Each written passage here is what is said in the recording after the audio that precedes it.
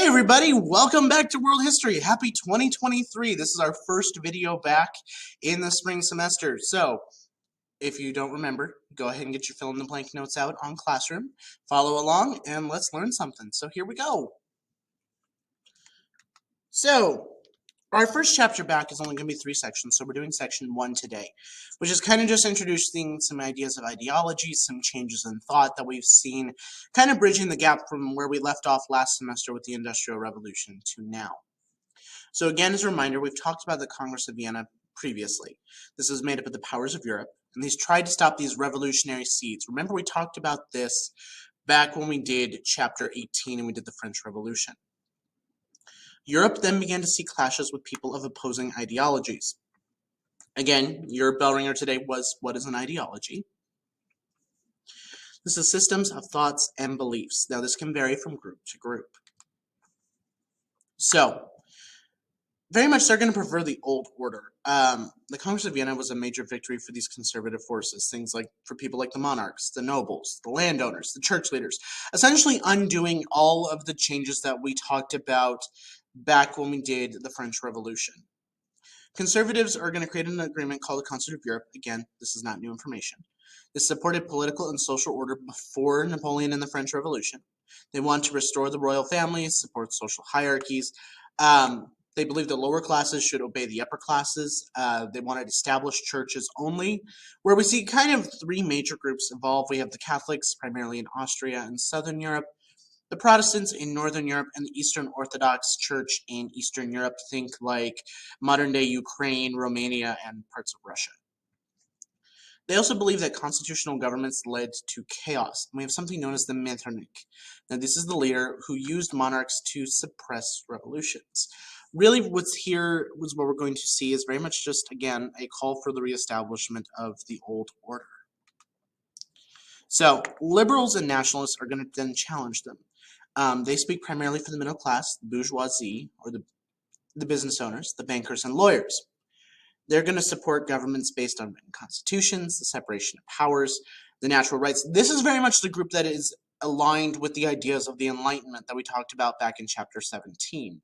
They wanted things like life, liberty, equality, and property under natural rights, freedom of thought, religion, and speech. And in the early 1800s, wanted only male property owners to vote. Later, eventually, it's going to expand to universal manhood suffrage, meaning every adult male would have the right to vote. And that they supported either elected rulers or a republic-style government, which we saw here established in the United States, or a monarchy with a limited monarchy by a constitution. They also supported those ideas of laissez-faire economics that we've talked about previously as well, along with the ideas of free market and capitalism being good. So for centuries, they're going to lost and gain land. By 1815, Europe had several empires and nationalities controlling the major thing. If we're talking in continental Europe, the big 3 we have to talk about are the Austrians, the Russians, and the Ottoman empires. The Ottoman Empire was primarily based in southeast Europe. The Ottoman Empire primarily consisted of what is like modern-day Turkey, Greece, that general region along the Balkans. They all were home to diverse groups of people. And national groups shared common heritage. But here we see the rise of something known as nationalism. Again, we've talked about that idea previously. This gives people a sense of identity, and it's often going to breed intolerance and lead to persecution of other groups because they think their group is superior.